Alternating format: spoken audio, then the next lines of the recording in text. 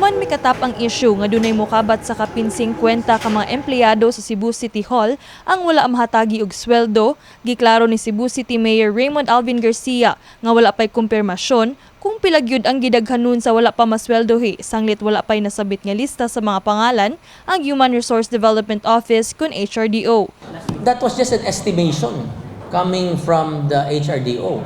Nothing is, could not even give names.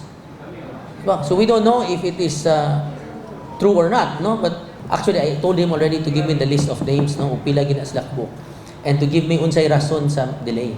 Apan sa atong pagbisita sa opisina sa HRDO Head 𝗦𝗪𝗘𝗕𝗨, may balibad kini sa paghatag og statement. Apan sa niaging semana, una na kining miluwat og pamahayag nga napu ka mga departamento ang iyang gihatagan og notice to explain. Human nasayran nga dunay kakuwangan sa ilang mga status report on salaries and claims. Napu ka opisina ang atong gi-issuehan og notice to explain.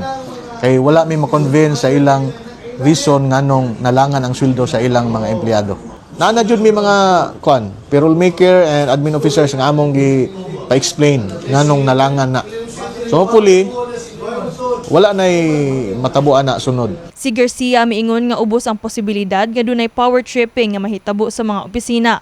Apan iyang giklaro nga ang department heads mismo ang manubag ug mahatagag silot kung doon na may nahitabong power tripping sa mga office heads. Para nako kanang power tripping, that is very unlikely because I have already given a directive.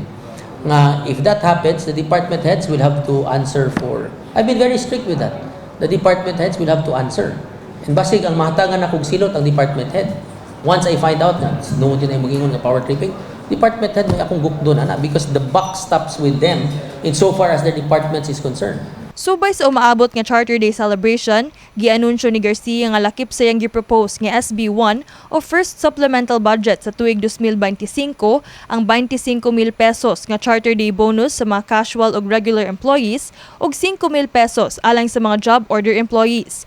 Dugang sa mayor nga lakip sa mga gigahinan niyang proyekto ubos sa SB1 ang 100 million pesos nga livelihood program, dugang 140 million pesos budget alang sa padayong asphalting project sa syudad ug 210 million pesos nga budget alang sa kahumanan sa ika-8th, 9th ug 10th floor sa Cebu City Medical Center. 210 million intended to finish the CCMC 8, 9, and 10th floors.